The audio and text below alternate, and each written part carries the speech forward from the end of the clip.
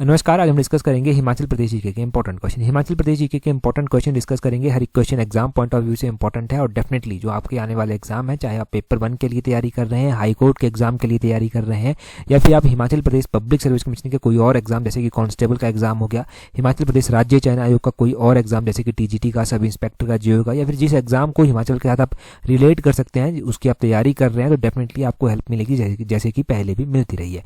अभी हम question number 1 से डिस्कशन को स्टार्ट करते हैं। बोलते हैं which is the last Indian village in Kinnaur district of Himachal Pradesh on the Chinese border. तो बोलते हैं कि चीनी सीमा पर हिमाचल प्रदेश के किन्नौर जिले का जो अंतिम गांव है वो कौन सा है।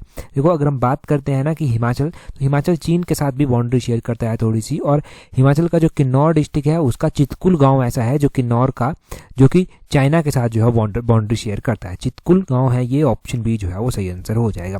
चितकुल गांव है, तो चितकुल गांव के बारे में एक और क्वेश्चन पूछा जाता है कि चितकुल गांव कौन सी वैली में जो है वो आता है। तो चितकुल गांव जो है वो बसपा वैली में जो है वो आता है। बसपा वैली को जो है वो सांगला वैली के नाम से भी जो है वो जाना जाता है। और चितकुल जो है वो कितनी हाइट पर आता है, क्योंकि कई बार पब्लिक सर्विस कमीशन का पैटर्न रहा है कि वो हाइट जो है वो कोई गांव दे देगा और उनकी हाइट मैच करने को बोल देगा। तो चितकुल गांव की हाइट जो है वो कितनी आती है, लगभग 3450 मीटर के करीब जो है वो इसकी हाइट जो है वो आती है। 3450 के मीटर के करीब इसकी हाइट आती है। और अगर आप हिमाचल प्रदेश का मैप देखते हैं तो ये है किन्नौर जिला, और किन्नौर जिले में जो है ये जो बॉर्डर लगता है ये चाइना के साथ लगता है। लाहौल स्पीति भी थोड़ा सा बॉर्डर जो है वो चाइना के साथ शेयर करता है। यहाँ पर अगर हम इंडिया के मैप में इस चीज़ को देखेंगे तो आप अच्छे से जो है वो समझ पाएंगे। ये हिमाचल प्रदेश के लाहौल स्पीति और किन्नौर बॉर्डर यहाँ जैसे, और ये जो है वो चाइना के साथ बाउंड्री शेयर जो है वो करते हैं। चाइना, जिसको तिब्बत भी बोल सकते हैं आप, तो तिब्बत चाइना रीजन जो है वो उसके साथ बाउंड्री शेयर करते हैं। अगर हम बात करते हैं कि हिमाचल प्रदेश में ही जो है वो किन्नौर जिला कौन कौन से डिस्ट्रिक्ट के साथ बाउंड्री शेयर करता है, तो हिमाचल प्रदेश का किन्नौर जिला शिमला डिस्ट्रिक्ट के साथ, कुल्लू के साथ बिल्कुल हल्का सा बॉर्डर लगाता है, और लाहौल स्पीति के साथ ये बॉर्डर जो है वो लगाता है। तो बेसिकली एग्जामिनर कई बार क्या क्वेश्चन पूछता है कि हिमाचल प्रदेश के कितने जिले ऐसे हैं जो तिब्बत के साथ बाउंड्री लगाते हैं। तो ये 2 जिले हैं, एक लाहौल स्पीति और दूसरा किन्नौर। कई बार क्वेश्चन पूछ जाता है कि हिमाचल की कौन सी डायरेक्शन में जो है वो चीन आता है, तो वो स्टेटमेंट वाला क्वेश्चन बन जाता है। तो यहाँ पर अगर आप देखेंगे तो ईस्ट डायरेक्शन है, ये ईस्ट डायरेक्शन में जो है वो यहाँ पर चाइना तिब्बत जो है ये आता है। तो इस तरह से क्वेश्चंस को जो है वो समझना है। अब कोई भी क्वेश्चन यहाँ से बनता है, चाहे वो किसी भी तरह का क्वेश्चन क्यों ना बने, वो आपका सॉल्व होना चाहिए। अगला क्वेश्चन देखते हैं। बोलते हैं total number of degree colleges in Himachal Pradesh up to December 2023। तो यहाँ पर डाटा पूछा गया है कि हिमाचल प्रदेश में कितने डिग्री कॉलेज हैं दिसंबर 2023 तक। ऐसा ही डाटा पूछा गया था पेपर 1 में भी। अभी जो संडे को पेपर 1 हुआ था, सेक्रेटरी का पेपर जो हुआ था, अब उसमें पूछा गया था मार्च 2023 तक, और उसमें ना ये क्वेश्चन को गलत कर दिया गया, इस स्टेटमेंट को गलत कर दिया गया। अब हमारे पास जो ऑफिशियल डाटा है जो हम डिस्कस करते हैं वो इकोनॉमिक सर्वे 2023-24 के अकॉर्डिंग है, और वो दिसंबर 2023 तक का डाटा है। बोलते हैं दिसंबर 2023 तक हिमाचल में जो डिग्री कॉलेज है उनकी संख्या है 148। ऑप्शन बी जो है वो सही आंसर है। अब यहाँ पर डिटेल से मैं आपको बताता हूँ कि 31 दिसंबर 2023 तक जो हिमाचल प्रदेश में गवर्नमेंट सेक्टर में जो हाई स्कूल आते हैं वो आते हैं 960, जो सीनियर सेकेंडरी स्कूल आते हैं वो 1984 1984 आते हैं। हिमाचल प्रदेश में जो डिग्री कॉलेज आते हैं वो आते हैं 148 कर। और ये डाटा 31 दिसंबर 2023 तक का डाटा है इकोनॉमिक सर्वे 2023-24 के अकॉर्डिंग। हिमाचल प्रदेश में 8 संस्कृत कॉलेज जो हैं वो आते हैं। एक हिमाचल प्रदेश में SCERT आता है। SCERT का पूरा नाम है state council of education research and training. कई बार तो क्वेश्चन पूछा जाता है कि SCERT हिमाचल में स्थित कहाँ पर है। तो SCERT जो है वो सोलन डिस्ट्रिक्ट में जो है वो स्थित है, और हिमाचल में एक ही तो SCERT है और ये सोलन में स्थित है। एक BEd कॉलेज आता है, जो यूनिवर्सिटी की बात हो रही है वो अलग से है, ये कॉलेज है सिर्फ, ठीक है। एक BEd कॉलेज आता है और एक फाइन आर्ट कॉलेज हिमाचल में आता है। ये सब आपने ध्यान रखना है। 31 दिसंबर 2023 तक का डाटा, तो ये ऑफिशियल डाटा मैंने आपको बता दिया। अब देखो, वैसे तो वहां पर पूछा गया था मार्च 2023 तक का डाटा, अब हमारे पास दिसंबर 2023 तक का डाटा था जो मैंने आपका साथ शेयर किया। जो हम आमतौर पर इकोनॉमिक सर्वे में पढ़ते हैं वो यही डाटा जो है वो पढ़ते हैं। एक और क्वेश्चन हम क्लियर करेंगे अभी आगे चलकर। आगे देखिए क्वेश्चन में क्या बोलते हैं which of the following is correct statement. तो यहाँ पर 2 स्टेटमेंट दी गई हैं। बोलते हैं द पर capita income of Himachal Pradesh in 2022-23 shows an increase of 10.4% over 2021-22। तो बोलते हैं कि 2022-23 में हिमाचल प्रदेश की जो प्रति व्यक्ति आय है वो 2021-22 की तुलना में 10.4% की वृद्धि जो है वो दर्शाती है। अगर हम बात करते हैं कि जो हमारे पास 2023-24 से पहले हमारे पास जो है वो 2022-23 का इकोनॉमिक सर्वे आया था, उसके अकॉर्डिंग ये क्वेश्चन बनता है। और बोलते हैं कि जो पर कैपिटा इनकम हिमाचल प्रदेश की थी वो बोलते हैं 2022-23 में जो है वो इंक्रीज शो करती है एज कम्पेयर टू 2021-22 और 10.4% ये इंक्रीज शो करती है। ये बिल्कुल सही बात है, ऐसी ही करती है। अब इस क्वेश्चन को स्टेटमेंट में भी पूछ सकते हैं, पेपर 1 में स्टेटमेंट में पूछा गया था, एमसीक्यू में भी जो है वो इस क्वेश्चन को पूछ सकते हैं। तो एमसीक्यू के लिए भी प्रिपेयर रहना है कि 2022-23 की 2021-22 के साथ कंपेयर करेंगे तो 10.4% यहाँ पर इंक्रीज शो होती है। आगे बोलते हैं अकॉर्डिंग टू एडवांस एस्टिमेट, ये एई जो है वो एडवांस एस्टिमेट है। बोलते हैं द पीसीआई यानी कि per capita income at current prices for financial year 2023-24 is estimated as 2,35,199 कि अगर एडवांस एस्टिमेट के अनुसार हम देखेंगे तो 2023-24 में वर्तमान कीमतों पर जो है वो पर कैपिटा इनकम जो है वो 2,35,199 है। तो ये भी बिल्कुल सही बात है कि हिमाचल की जो पर कैपिटा इनकम है ना वो 2023-24 में जो है वो 2,35,199 ही है। और ये जो पर कैपिटा इनकम मैं बता रहा हूँ ये 2023-24 के इकोनॉमिक सर्वे के अकॉर्डिंग बता रहा हूँ। तो ये स्टेटमेंट भी हमारे पास सही दी गई है। चूज द करेक्ट ऑप्शन, हमारे पास दोनों ही स्टेटमेंट्स सही हैं, तो बोथ 1 और 2 आर करेक्ट, यहाँ पर ये सही आंसर हो जाएगा। थोड़ा सा मैं डिटेल से बताता हूँ। अब देखो यहाँ पर ना जो 2023-24 का इकोनॉमिक सर्वे है उसका डाटा एग्जाम में अभी तक नहीं पूछा गया है, तो ये आपको ध्यान भी रखना है। अकॉर्डिंग टू एडवांस एस्टिमेट जो पर कैपिटा इनकम है करंट प्राइसेस पर 2023-24 में वो 2,35,199 है। और इससे पहले की जो थी 2022-23 की वो 2,18,788 थी। और इनके बीच में जो इंक्रीज शो होती है वो 7.5% होती है एज कम्पेयर टू 11.7% इन 2022-23। और बोलते हैं कि हिमाचल की जो पर कैपिटा इनकम है वो इंडिया की पर कैपिटा इनकम से जो है वो हाई है। तो ये भी एक बार स्टेटमेंट में क्वेश्चन बना कि क्या हिमाचल की पर कैपिटा इनकम इंडिया की पर कैपिटा इनकम से हाई है, तो ये भी ध्यान रखना है कि वो हाई है। और कितनी है, 2,35,199 है। 2023-24 को अगर 2022-23 के साथ आप कंपेयर करेंगे तो 7.5% की ग्रोथ रेट आपको देखने को मिलेगी, या इंक्रीज देखने को आपको मिलेगा। तो इस तरह से क्वेश्चंस को ध्यान रखना है। कोई भी क्वेश्चन एग्जाम में पूछा जा सकता है, सारा का सारा ये ऑफिशियल डाटा है। इस डाटा के ऊपर आप 100% जो है वो रिलाई कर सकते हैं, इससे आगे कोई डाटा हो ही नहीं सकता। अगला क्वेश्चन देखिए, बोलते हैं identify the correct number of जिला परिषद इन हिमाचल प्रदेश। तो हिमाचल प्रदेश में करेक्ट नंबर ऑफ जिला परिषद आपने बताने हैं कि हिमाचल में जिला परिषद जो है वो कितने हैं। अगर हम हिमाचल में जिला परिषदों की बात करते हैं तो हिमाचल प्रदेश में जो है वो 12 जिला परिषद जो है वो आते हैं। ऑप्शन ए जो है वो सही आंसर हो जाएगा।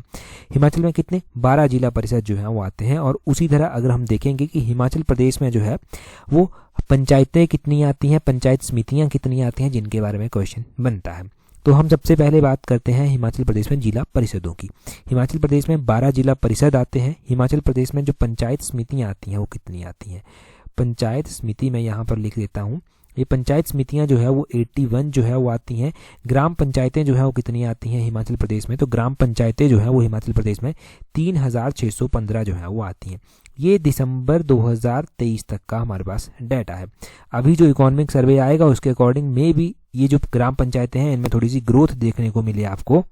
अब यहाँ पर देखिए मैं एक ऑफिशियल डाटा आपके साथ शेयर कर रहा हूँ कि हिमाचल में सब डिवीजनें जो मार्च 2023 तक हैं वो 81 है।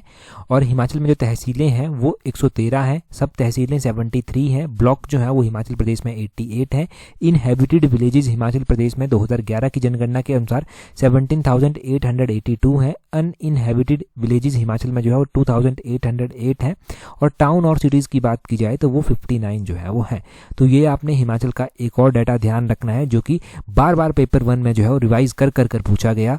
तो मार्च 2023 तक का वो डाटा भी हमने जान लिया। अगला क्वेश्चन देखते हैं हमारे पास क्या बोलते हैं choose the correct statement about Mandi district. तो मंडी डिस्ट्रिक्ट के बारे में करेक्ट स्टेटमेंट आपको यहाँ पर चूज करनी है। सबसे पहले बोलते हैं the altitude of Mandi approximately 1754 कि मंडी का जो एल्टीट्यूड है, मंडी की जो ऊंचाई है लगभग 1754 मीटर है।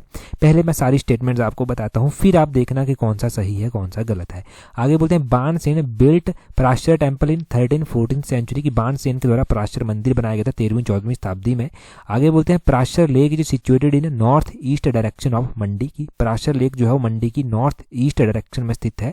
और आगे बोलते हैं कि altitude of Parashar lake is 2730 metre की मंडी का जो एल्टीट्यूड है, पराशर का जो एल्टीट्यूड है, पराशर लेक का एल्टीट्यूड वो 2730 मीटर है। चारों स्टेटमेंट देख ली, आपने गैस भी कर लिया होगा कि कौन सी स्टेटमेंट जो है वो किस तरह से है, कौन सी स्टेटमेंट सही है कौन सी नहीं है। मंडी का देखिए कि बोलते हैं मंडी का एल्टीट्यूड 1754 मीटर है। मंडी का जो एल्टीट्यूड है ना वो 1754 मीटर नहीं है। मंडी का जो एल्टीट्यूड है वो सिर्फ और सिर्फ 754 मीटर जो है वो आता है। कितना? 754 मीटर जो है वो आता है। तो ये पहली स्टेटमेंट गलत आपके पास यहाँ पर हो जाती है। पहली स्टेटमेंट गलत हो गई। मंडी का एल्टीट्यूड आपको पता चल गया। मंडी का जो एरिया है वो कितना है, मैं यहाँ पर ही लिंक कर देता हूँ उसको भी, वो 3950 मीटर जो है वो आता है। वो 3950 मीटर आता है, जो कि पूरे हिमाचल का जो है वो 7.09% जो है वो बनता है। कितना? 7.09% जो है वो बनता है। आगे बोलते हैं Bansen built Parashar temple in 13th-14th century, कि बाणसेन के द्वारा प्राश्चर टेम्पल जो था वो 13th-14th सेंचुरी में जो था वो बनाया गया था। ये जो प्राश्चर टेम्पल है ना मंडी का, ये बाणसेन के द्वारा ही बनवाया गया था। और बिल्कुल सही बात है कि 13th-14th सेंचुरी में ही इसको बनवाया गया था। ऑप्शन 2 भी जो है वो हमारे पास सही है, ऑप्शन 1 जो है वो गलत है। और मंडी के इस प्राचीर टेम्पल का निर्माण जो है वो लगभग 1346 ईस्वी में जो था वो करवाया गया था बाणसेन के द्वारा। कहीं पर इसको 1340 भी लिखा गया है, कहीं पर 1346 भी लिखा गया है। मैं 1346 यहाँ पर करके लिख रहा हूँ। 1346 में जो था वो इसका निर्माण जो था वो करवाया गया था बाणसेन के द्वारा। आगे बोलते हैं प्राचीर lake is situated in north east direction of Mandi. ये आप ना मंडी का मैप देख रहे हैं। अगर मंडी यहाँ पर है ना, मंडी सेंटर में अगर मान लो मंडी आती है, तो यहाँ जैसे ना प्राचीर लेक जो है वो आती है, इसके नॉर्थ ईस्ट में ही एग्जैक्टली ये प्राचीर लेक जो है वो आती है। तो ये नॉर्थ ईस्ट में ही प्राचीर लेक जो है वो आती है, ये बिल्कुल सही बात है इसकी। और बोलते हैं प्राचीर लेक का एल्टीट्यूड 2730 मीटर है, तो ये भी सही बात है कि प्राचीर का एल्टीट्यूड 2730 मीटर ही है। तो हमारे पास बोलते हैं कि चूज द करेक्ट ऑप्शन। यहाँ पर करेक्ट ऑप्शन जो है वो दूसरी, तीसरी, चौथी करेक्ट ऑप्शन है। पहली हमारे पास करेक्ट ऑप्शन नहीं है, ऑप्शन सी जो है वो सही आंसर है। और only 2, 3 and 4 is correct option, और पहली हमारे पास करेक्ट ऑप्शन नहीं थी।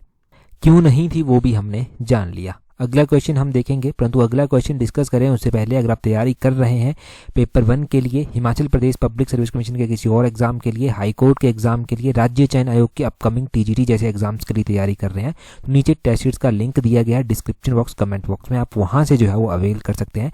अगर आप चाहते हैं कि टाइमली आप अपनी स्टडी को अच्छी शेप दे सकें, अगर तैयारी कर रहे हैं, इतने टाइम से खुद का टाइम यहाँ पर इन्वेस्ट कर रहे हैं और स्टडी को शेप भी देना चाहते हैं, एनालाइज भी करना चाहते हैं और कमियों को जो है वो सुधारना भी चाहते हैं, तो आप टाइमली टेस्ट सीरीज को ज्वाइन कर सकते हैं और अपनी कमियों को एनालाइज कर सकते हैं, ताकि पेपर में वो कमियां आप दोहराएं ना। पेपर में जो मेरिट में आने से 2-4 नंबरों का फर्क रह जाता है, वो फर्क ना रहे, आप एक अच्छा स्कोर लेकर जो है टॉप कर सके। उसके लिए टेस्ट सीरीज का लिंक नीचे डिस्क्रिप्शन बॉक्स, कमेंट बॉक्स में दिया गया है, आप टाइमली ज्वाइन कर सकते हैं। अब देखिए क्वेश्चन हमारे पास क्या दिया गया है। बोलते हैं आइडेंटिफाई द प्रिवलेंस ऑफ क्वाची ब्याह type of marriage in the tribe of Himachal Pradesh. तो बोलते हैं हिमाचल प्रदेश में कौन सी जनजाति है जिसमें ये क्वांची ब्याह कर जो है वो ब्याह का जो प्रकार है वो व्यापक है या फिर प्रचलित है। तो अगर हम बात करते हैं, ये क्वांची ब्याह कर भी जो है वो हिमाचल में एक टाइप ऑफ मैरिज जो है वो आता है, और ये जो है वो लाहौलर्स के बीच में जो है वो आता है। लाहौल के जो लोग हैं उनके बीच में ये क्वांची ब्याह कर जो है वो टाइप ऑफ मैरिज आता है। प्रोनाउंसिएशन आप अपने हिसाब से देख लेना। यहाँ पर मैरिज के टाइप देखिए कि किस किस तरह के मैरिज के टाइप जो है वो कहाँ कहाँ पर प्रचलित है। लाहौल में ये तिवांगस्टन आता है, तिवांगस्टन, और इसको मोतीबिन भी बोलते हैं, ये अरेंज मैरिज का टाइप है। क्वांची ब्याह भी इस तरह का मैरिज का टाइप है। कुंची ब्याह आता है, और कुमांगस्टन भी इसको बोलते हैं, ये अलॉटमेंट है, भगाकर की जाने वाली आती है। लाहौल स्पीति के अलावा स्पीति में जो है खानदुम मैरिज का एक टाइप ही होता है, और कुपचाचा और थसुत थवाकची यहाँ पर डाइवोर्स के टाइप जो है वो होते हैं। खम्पास के बीच में फख्तुन जो है वो एक मैरिज का टाइप है, और जा छो छे जो है ये डाइवोर्स का टाइप आता है। किन्नर्स क्या किन्नौरास के बीच में हम देखते हैं जानेखंग जानेतंग, ये अरेंज मैरिज के टाइप आते हैं। दम चालीसेस यहाँ बिनांग हचीज यहाँ पर लव मैरिज का टाइप आता है। दरोस दुबे न्यामसा दिपांग आचीज हुचीज ये जो है वो फोर्सेबल की जाने वाली शादियां जो है वो यहाँ पर आती हैं। तो ये लाहौल, किन्नौर, खम्पा, स्पीति, इनके बीच में जो मैरिज के टाइप प्रचलित हैं वो हमने यहाँ से जाने। तो इस तरह से ये सब आपने जो है वो यहाँ से ध्यान रखना था। अगला क्वेश्चन हम देखेंगे। नेक्स्ट क्वेश्चन में हमसे क्या पूछा गया है, यहाँ पर बोलते हैं which of the following is correct about कालका शिमला रेलवे ट्रैक। तो कालका शिमला रेलवे ट्रैक के बारे में स्टेटमेंट्स दी गई हैं। पहले मैं सारी स्टेटमेंट्स को पढ़ता हूं, फिर आप देखना कि आपको किस किस स्टेटमेंट के बारे में पता था, किसके बारे में पता नहीं था। पहले बोलते हैं कालका Shimla railway line was inaugurated on November 9, 1903 की कालका शिमला रेलवे लाइन जो था वो 9 नवंबर 1903 को इसका उद्घाटन किया गया था। बोलते हैं यूनेस्को के द्वारा इसे हेरिटेज स्टेटस 2008 में दिया गया था। आगे बोलते हैं कालका शिमला रेलवे लाइन जो है वो 91.6 किलोमीटर लॉन्ग है या फिर इतनी इसकी लंबाई है। उससे आगे बोलते हैं कि कालका शिमला रेलवे लाइन जो है वो नैरो गॉज रेलवे लाइन आती है जो कि 2 फीट 6 मीटर कर इसका जो है वो आता है। यानी कि जो ये जो दिया गया है ना 2 फीट 6 इंच कर इंच है, मीटर नहीं, 6 इंच कर ये दिया गया है। ये मतलब जो रेलवे ट्रैक है वो इतना है कि 2 फीट 6 इंच कर जो है वो रेलवे ट्रैक है। हम बात करते हैं यहाँ पर पहली स्टेटमेंट से। आपको पता चल गया होगा कि आपको कौन कौन सी स्टेटमेंट्स के बारे में पता था। आपने आंसर भी सोच लिए होंगे कौन से सही हैं कौन से गलत हैं। अब देखिए मैं पहली स्टेटमेंट बताता हूँ। ये जो कालका शिमला रेलवे लाइन है ना, इसका इनॉग्रेशन 1903 में किया गया था, ये बिल्कुल सही बात है। और 9 नवंबर 1903 को ही इसका इनॉग्रेशन किया गया था, ये भी सही बात है। और लॉर्ड कर्जन थे जिनके द्वारा इसका इनॉग्रेशन जो था वो किया गया था। किसके द्वारा? लॉर्ड कर्जन के द्वारा इसका इनॉग्रेशन जो था वो किया गया था। चलो सही हुई, पहली स्टेटमेंट हमारे पास सही हो गई, अब इसमें कोई डाउट नहीं रहता। आगे बोलते हैं यूनेस्को के द्वारा इसे हेरिटेज स्टेटस 2008 में दिया गया था। बिल्कुल सही बात है कि ये जो कालका शिमला रेलवे लाइन है इसको यूनेस्को के द्वारा हेरिटेज स्टेटस भी दिया जा चुका है और 2008 में ही दिया गया था। सही बात हो गई, पहली भी सही है, दूसरी भी सही है। तीसरी स्टेटमेंट में बोलते हैं कि कालका शिमला रेलवे लाइन जो है 96.6 किलोमीटर लॉन्ग है। ये जो कालका शिमला रेलवे लाइन है ना, ये 91.6 किलोमीटर लॉन्ग नहीं है, ये 96.5 किलोमीटर लॉन्ग है। कितनी? 96.5 किलोमीटर लॉन्ग है। तो यहाँ पर क्या लिखा गया था? 91.6 किलोमीटर लॉन्ग लिखा गया था। तो ये स्टेटमेंट हमारे पास गलत हो जाती है। सबसे ज़्यादा कंफ्यूज इसी ने किया, क्योंकि अगर 2 स्टेटमेंट्स पता थी तो एक कॉन्फिडेंस आ जाता है कि तीसरी स्टेटमेंट सही होगी। अब यहाँ पर कंफ्यूज हो गए और तीसरी स्टेटमेंट को अगर सही माना था तो आपका क्वेश्चन गलत हो जाता है। अब कालका शिमला रेलवे लाइन की जो लेंथ है वो 96.5 किलोमीटर थी। अब चौथी स्टेटमेंट देखेंगे तो पता चलेगा कि कालका शिमला रेलवे लाइन जो है वो 2 फीट 6 इंच कर 762 mm इसका नैरो गेज रेलवे लाइन है। तो ये बिल्कुल सही बात है कि हिमाचल की जो कालका शिमला रेलवे लाइन है और पठानकोट जोगिंदर नगर रेलवे लाइन है ये नैरो गेज में ही जो है वो आती हैं। हिमाचल में जो है वो नंगल से जो चिरारू जो एक रेलवे लाइन आती है 33 किलोमीटर की, वो जो है वो ब्रॉड गॉज में जो है वो आती है। तो ये कालका शिमला जो है वो हमारी किस में आती है? ये नैरो गॉज में ही आती है। तो पहली, दूसरी और चौथी स्टेटमेंट सही थी। पहली, दूसरी और चौथी, इस तरह से इसको पहली, दूसरी और चौथी कर ऑप्शन सी जो है वो सही आंसर हम यहाँ पर करेंगे। अब पहली, दूसरी और चौथी स्टेटमेंट हमारे पास सही हो गई, तीसरी स्टेटमेंट हमारे पास गलत हो गई। आपको इसके साथ एडिशनली पता चलता है कि हमारे पास जो है वो जो कालका से शिमला वाली है और जो पठानकोट से जोगिंदर नगर वाली है वो दोनों ही जो है वो नैरो गॉज रेलवे लाइन जो है वो आती है। और हमारे पास जो एक नंगल से ऊना और चिरारू के बीच में 33 किलोमीटर की रेलवे लाइन आती है वो आती है सिर्फ ब्रॉड गॉज कर रेलवे लाइन। तो वो भी पता होना चाहिए कि वो 33 किलोमीटर की है और वो ब्रॉड गॉज है। और कालका शिमला जो है वो 96.5 किलोमीटर है और पठानकोट जोगिंदर नगर जो है वो 113 किलोमीटर है। वो 113 किलोमीटर रेलवे लाइन है, लंबी रेलवे लाइन है। तो इनकी डिस्टेंस, इनकी लेंथ आपको पता होनी चाहिए थी। ये आपका क्लियर हुआ यहाँ पर कि किस तरह से जो है वो कौन सी ऑप्शन सही है, कौन सी ऑप्शन गलत है। अगला क्वेश्चन हम देखते हैं हमारे पास यहाँ पर। अगले क्वेश्चन में बोलते हैं near which fort a battle was fought in May 1815 between the British and Gorkha in which Bhakti Thapa was killed. तो बोलते हैं कि 1815 में मई महीना था। बोलते हैं ब्रिटिश और गोरखाओं के बीच में एक बैटल होती है, उस बैटल में भक्ति थापा जो है वो मारा जाता है। तो बोलते हैं कौन सा किला था जिसके करीब जो था ये बैटल हुई थी? तो ये किला था मल्लौंग का किला, मल्लौंग किला था ये। ऑप्शन ए जो है वो सही आंसर हो जाएगा। होता क्या है? होता इस तरह से है कि राजा संसार चंद हुआ करते थे, वो जो है वो बहुत तंग करते हैं बिलासपुर को, अटैक करते हैं, वहां पर एक किला बनवा देते हैं जिसको छातीपुर का किला बोलते हैं। बिलासपुर के राजा तंग हो जाते हैं, वो क्या करते हैं, वो जाते हैं गोरखाओं के पास कि तुम यहाँ पर आओ और संसार चंद को हरा दो। हम जो है वो इसके एबल नहीं है कि संसार चंद को अकेले हरा पाए, हम आपको सहायता भी देंगे। गोरखा आते हैं और गोरखाओं को कहा जाता है कि वो बहुत ही क्रूर जो था वो हुआ करती थी। उनकी सेना वो ना इंसानों को जानवरों की तरह काट देते थे, इतने क्रूर होते थे। उनके पास टेक्निक भी बहुत ही, लड़ाई करने की कॉन्फिडेंस भी बहुत था। वो आए, उन्होंने संसार चंद के साथ 1805 के करीब जो है वो लड़ाई की और ये लड़ाई जो है वो होती है महल मोरिया नामक स्थान पर। ये महल मोरिया जो है वो कहाँ पर आता है? हमीरपुर के समीप जो है ये महल मोरिया आता है और यहाँ पर ये संसार चंद को लगभग हरा ही देते हैं। संसार चंद यहाँ से भाग जाता है और कांगड़ा किले में जाकर वो शरण ले लेता है। कांगड़ा किले में जाकर वो शरण लेता है। अब काफ़ी टाइम तक वो खुद को वहाँ पर बचा कर रखता है, खुद को छुपा कर रखता है, क्योंकि कांगड़ा किले को भेद पाना इतना कठिन, इतना आसान नहीं था। वो कठिन था थोड़ा सा, तो गोरखा कांगड़ा किले के अंदर एंटर नहीं कर पाए। अब धीरे धीरे संसार चंद का राशन पानी खत्म होने लगा। फिर उसने अपने भाई को भेजा कि जा भाई तू ऐसा कर, महाराजा रणजीत सिंह के पास जा और उनसे जाकर हेल्प मांग। महाराजा रणजीत सिंह से जाकर हेल्प मांगी गई वहां पर, और फिर महाराजा रणजीत सिंह ने जो था वो हेल्प की उनकी, और ज्वालामुखी की संधि होती है 1809 में। महाराजा रणजीत सिंह गोरखाओं को दूसरी ओर भगा देता है, मतलब सतलुज नदी को क्रॉस नहीं देता करने, वो सतलुज नदी से दूसरी ओर भगा देता है। फिर गोरखा क्या करते हैं, बाकी क्षेत्रों को जैसे सिरमौर हो गया, छोटी छोटी शिमला की ठकुराइनें हो गई, उनके ऊपर अटैक करते हैं और उनको लूटना स्टार्ट कर देते हैं। ये मल्लौंग के किले में इन्होंने अपना गढ़ बना लिया था एक तरह से। और 1815 में ये युद्ध होता है जिसमें भक्ति थापा मारा जाता है और गोरखाओं की रीढ़ की हड्डी यहाँ से टूट जाती है, क्योंकि गोरखाओं का बड़ा ही बहादुर सिपाही ये भक्ति थापा हुआ करता था। भक्ति थापा मारा गया, अमर सिंह थापा जो लीडर हुआ करता था उसको हथियार डालने पड़े। फिर इनके बीच में संगौली की संधि होती है और उससे उस संधि में ये डिसाइड किया जाता है कि ये छोड़कर चले जाएंगे और अंग्रेज इनको नुकसान नहीं पहुंचाएंगे, पीसफुली जाने देंगे, और इनको पीसफुली जाने दिया गया था। तो संगौली की संधि भी हुई थी। वो संधि कौन से ईयर में हुई थी, तो वो संधि 1815 में जो था वो हुई थी। तो क्वेश्चन पूछ लेते हैं ये भी पूछने वाले कि संगौली की संधि जो था वो कब हुई थी, वो 1815 में हुई थी। अगला क्वेश्चन हम देखते हैं, बोलते हैं which is the birth place of पहाड़ी गांधी बाबा कांसीराम। तो पहाड़ी गांधी बाबा कांसीराम का जन्म कहाँ पर हुआ था, इनका जन्म जो था वो कहाँ पर हुआ था, गुरनखंड करके एक विलेज है कांगड़ा का, वहां पर इनका जन्म हुआ था। एग्जैक्टली हम जानते हैं बाबा कांसीराम का जन्म जो था वो 11 जुलाई 1882 को हुआ था। ये जो गुरनखंड, गुरनवाड़ कर क्या इस तरह से प्रोनाउंसिएशन है इसकी, गुरनवाड़ गुरनखंड कर, और यहाँ पर इनका जन्म हुआ था। देहरा गोपीपुर डाडा शिबा के करीब जो है ये विलेज स्थित है। तो कई बार ऑप्शन में डाडा शिबा जो है वो दिया गया होता है। डाडा शिबा में जो है वो क्या है, ये विलेज जो है वो इनका स्थित है।